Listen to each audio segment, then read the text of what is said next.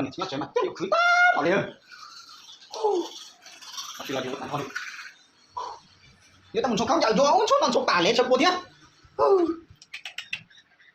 đau bọn nó nhớ chậm một thế đâu cho tao này chạy chỉ chậm xuống các nhà chỉ chậm hoa lưỡi quan niệm chính là tiền chống của nó chỉ nên nào chỉ sẵn sàng đi tiếp mình nhổ lắp bên lù và thế xì nhỏ nó thế nào cho tao thì nên cái này mà thế chỉ một quan niệm mình không tốt ta đi đâu ta bảo nhá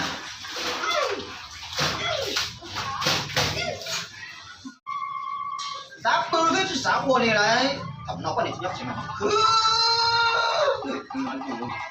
đây nó tao lo đi rồi trả liền nha xỉn này ơi ôi trời đi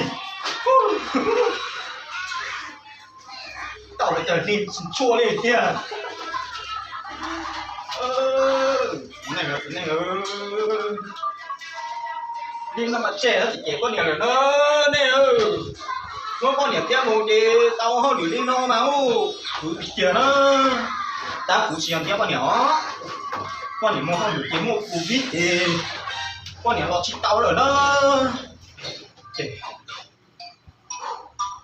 cú vít phải nhau chế cho nên nhỏ nhau cho ăn cho chế rồi không chờ sao thì kia xỉn này là chúng con điểm nó chua vừa chào anh em nè nên mà nên còn còn nên nhau sáu nó tàu luôn ngon cái này thương nhá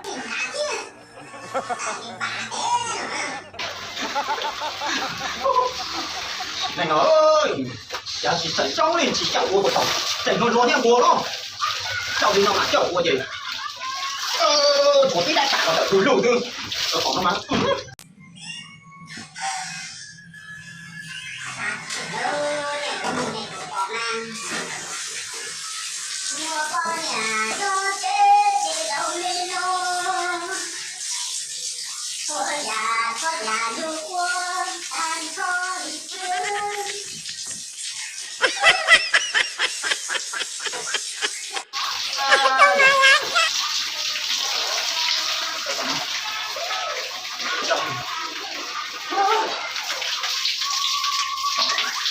để nói kia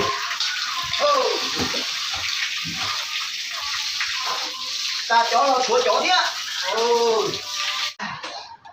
chúa này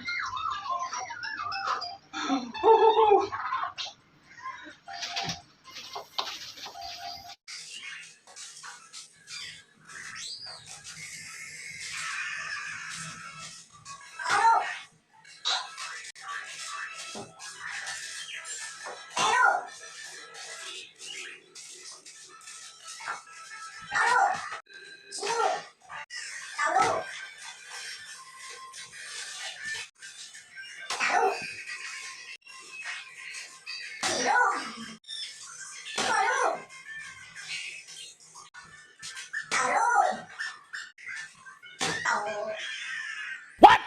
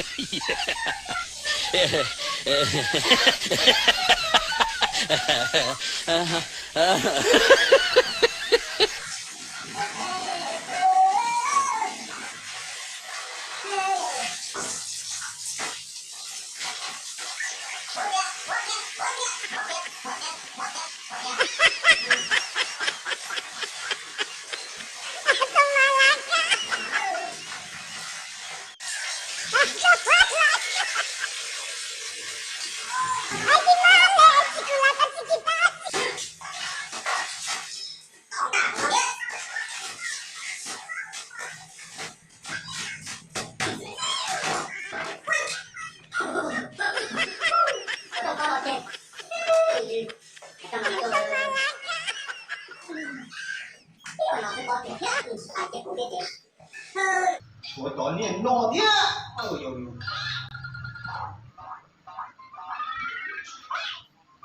Mê.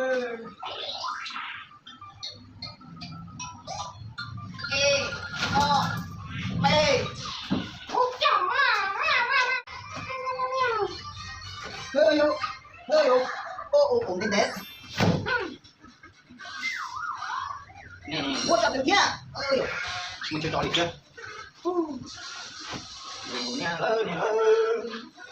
Nó cứ ôi bỏ đi nói.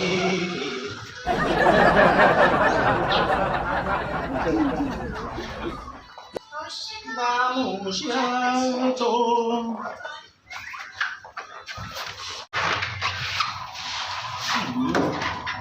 Cho tỏ nó. Cho tôi đi đi.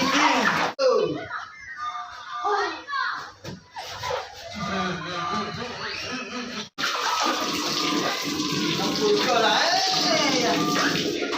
Biết chuyện sao?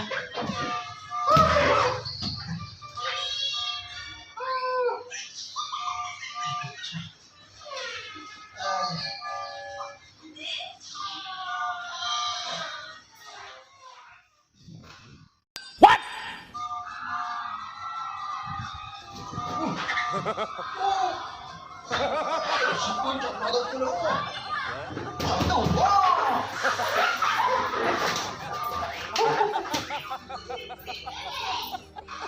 Sao thì tắm tuổi nó. Thế trong nó tên học xem là đi nào mà chẳng nó không biết. Để một chàng nó. Này sao đây? Cô cha nó tôi yêu nha. Tua, tắm tuổi đi.